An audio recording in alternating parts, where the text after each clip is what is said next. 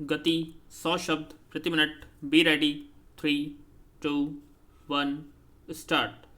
प्रसिद्ध पर्यावरणविद सुंदरलाल बहुगुणा का हाल ही में निधन हो गया। उनके काम हमेशा याद किए जाएंगे, लेकिन इसी बीच एक ऐसी खबर सोशल मीडिया पर वायरल हो रही है जो वाकई प्रकृति प्रेमियों को चिंतित करने वाली है। खबरों के मुताबिक छतरपुर जिले के बकसवाह के जंगलों में देश का सबसे बड़ा हीरा भंडार मिला है। प्रदेश सरकार ने पहले ही बुंदेलखंड क्षेत्र में हीरा की खोज के लिए 2000 से 2005 के बीच ऑस्ट्रेलियाई कंपनी रियो टिंटो से सर्वे कराया था। सर्वे के बाद कंपनी को बकसवाह के जंगलों में नाले के किनारे किम्बरलाइट पत्थर की चट्टान दिखाई दी थी और हीरा किम्बरलाइट चट्टान की चट्टानों में ही मिलता है। पैरा इसी आधार पर बताया जा रहा है कि हीरा खनन के लिए बकसवाह के जंगल के एक बड़े हिस्से को खत्म किया जाएगा, यानी इसमें 2 करोड़ से ज़्यादा पेड़ों को काटे जाने का अनुमान है।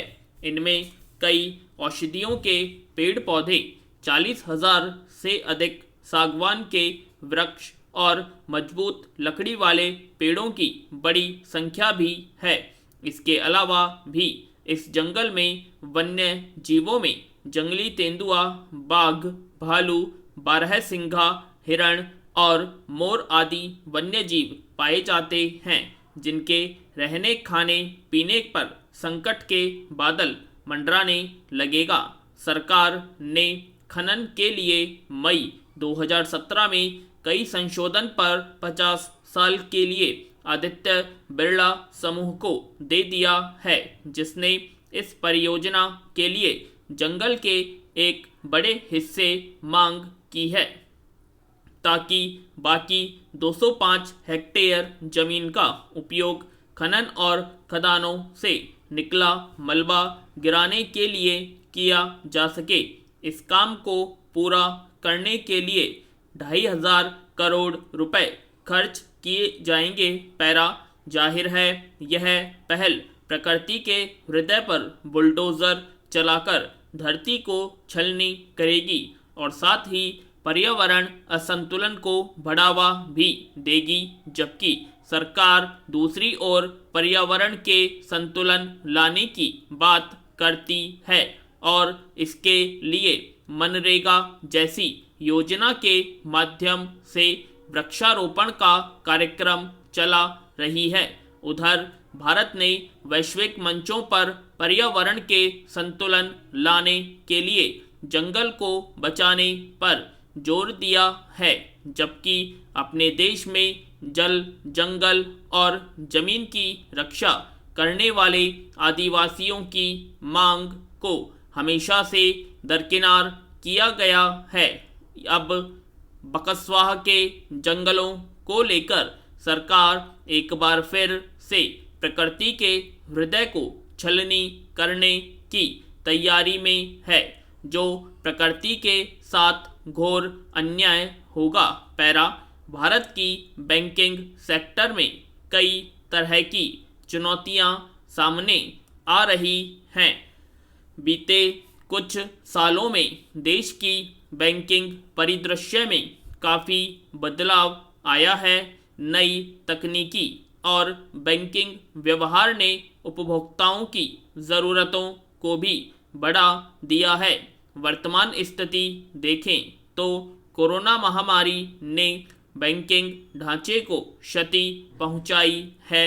एनपीए में बढ़ोतरी, वित्तीय कठोरता में कमी और दक्षता में गिरावट आदि ने भारत के बैंकिंग क्षेत्र को गंभीर रूप से प्रभावित किया है।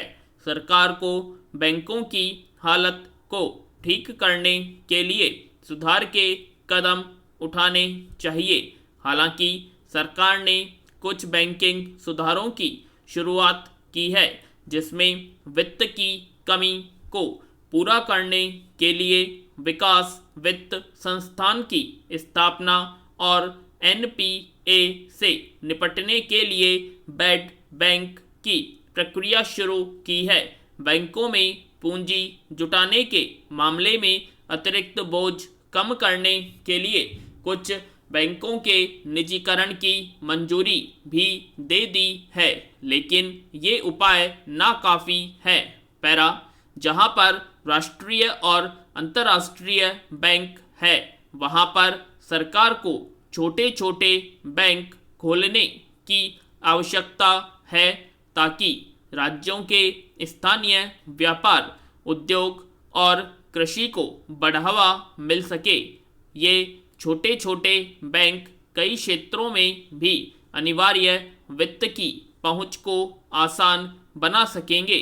साथ ही बैंकों के कामकाज में सुधार करना चाहिए, क्योंकि सरकारी बैंकों की संख्या घटकर बहुत कम हो गई, व्यवस्थाएं भी शून्य हैं।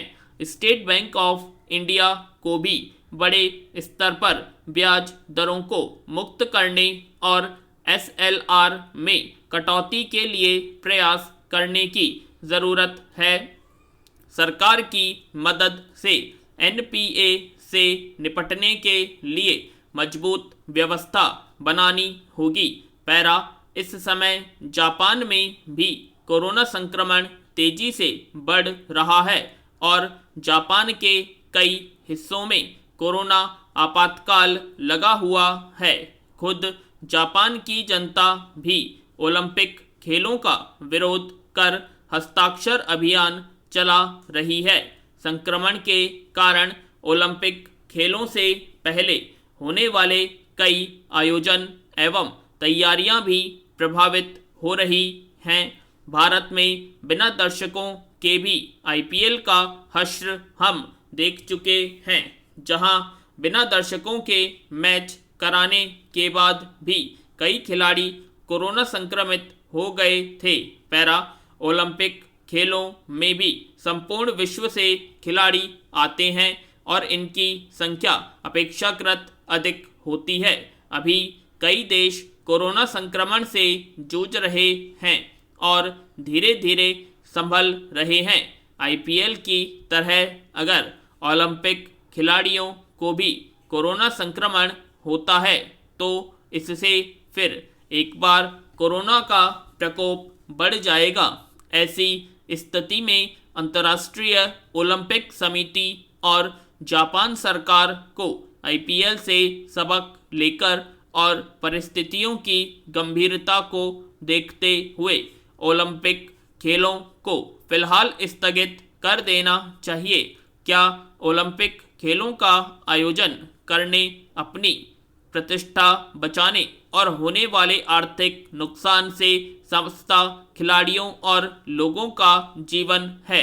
जिम्मेदार लोगों को इस पर समय रहते निर्णय ले लेना चाहिए। पैरा, देश में पिछले लगभग 1.5 साल से लाखों लोग कोरोना की भेंट चढ़ गए। कोरोना लोग बेरोजगार हो गए। देश में भुखमरी का प्रतिशत भी बढ़ गया। दुकानें, फैक्ट्रियां, रेस्टोरेंट, जिम आदि सब बंद हो गए। पढ़ने वाले बच्चे भी घरों में कैद हो गए। लोग मजबूर हैं अपने प्रियजनों की लाशों को नदियों में बहाने के लिए हिंदू होते हुए भी शवों का संस्कार करने की बजाय रेत में दफनाया जा रहा है। हमारा समाज इतना कैसे सिकुड़ सकता है कि एक तरफ बीमारी ने बच्चों को अनाथ कर दिया है, भुखमरी बढ़ रही है। पैरा, एक तरफ डरावना माहौल है तो दूसरी तरफ कोई परिवार कैसे पूरा हवाई जहाज बुक करके पूरी शानो शौकत के साथ अपने बच्चों की शादी का दिखावा कर रहा है। कोरोना से संबंधित सारे नियमों को ताक पर रखते हुए सिर्फ अपनी शान दिखाने का ढोंग कर रहा है। कोई भी इतना बेरहम कैसे हो सकता है? जब लोगों के पास खाने को हो, अपने परिजनों का सम्मान पूर्वक संस्कार करने के लिए पैसे न हो, तो कोई भी कैसे ऐसे शादी करके ऐश्वर्य का बेहिचक प्रदर्शन कर नाच गा सकता है। पूर्ण विराम।